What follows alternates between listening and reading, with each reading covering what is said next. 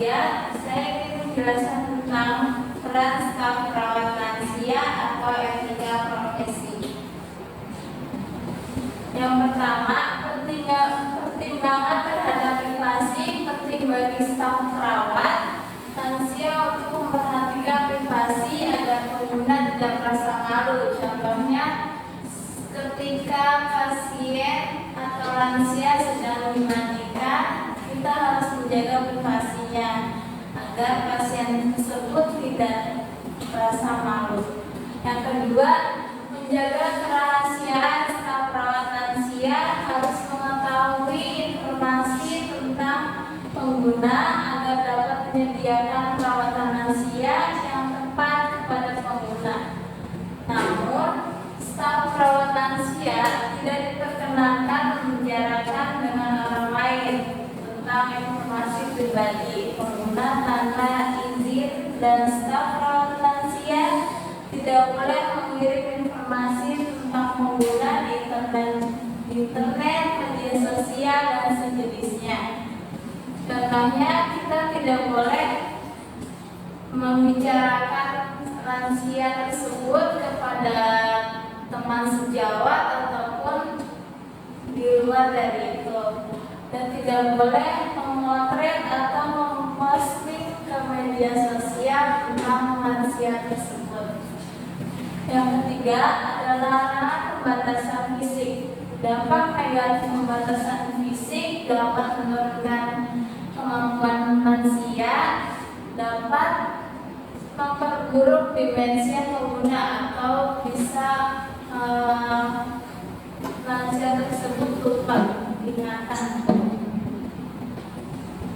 Yang keempat ada kekerasan. Kekerasan itu ada 5. Yang pertama, kekerasan fisik. Itu contohnya kayak kita melukai lansia tersebut. Dan kedua itu adalah kekerasan psikis. Contohnya itu kayak kita menggunakan kata-kata kasar atau memaki-maki lansia tersebut. Dan yang ketiga itu pengabaian. Itu kayak kita menelantarkan lansia dengan tidak merawatnya dengan baik. Yang keempat, kekerasan ekonomi. Itu kayak contohnya kita merampas hak lansia tersebut. Dan kelima, ada kekerasan seksual, seperti melakukan tindakan tidak senonoh kepada lansia. Yang kedua, kerjasama dengan berbagai profesi lain. Pendekatan tim. Berbagai tenaga profesional selain staf perawat lansia juga dapat terlibat dengan pengguna selaku tim dan memanfaatkan keahliannya masing-masing.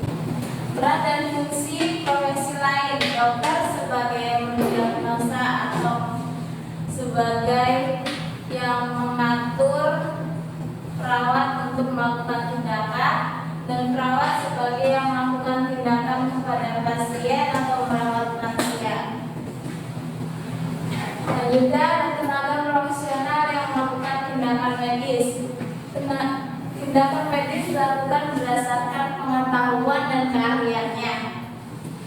Tenaga profesional yang melakukan rehabilitasi, contohnya terapis fisik, okupasi, dan terapis bicara.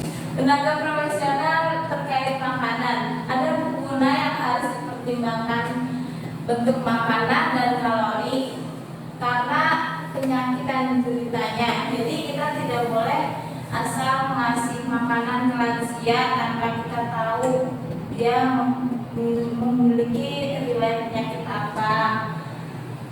Yang bertugas untuk mengatur makanan itu adalah ahli gizi. Selanjutnya, tenaga profesional yang melayani konsultasi dan melakukan koordinasi layanan kesejahteraan adalah spesialis hubungan perawatan lansia dan pekerja sosial. menyusun rencana dukungan selalu tenaga profesional yang melayani konsultasi, dan melakukan koordinasi layanan kesejahteraan. Layanan perawatan lansia itu ada 3. Yang pertama layanan kunjungan, layanan ambulatori, dan layanan inap. Contoh dari layanan kunjungan adalah perawat datang ke rumah pasien atau merawat lansia tersebut di rumahnya. Dan layanan ambulatori itu contohnya perawat memfasilitasi perawatan lansia pada siang hari.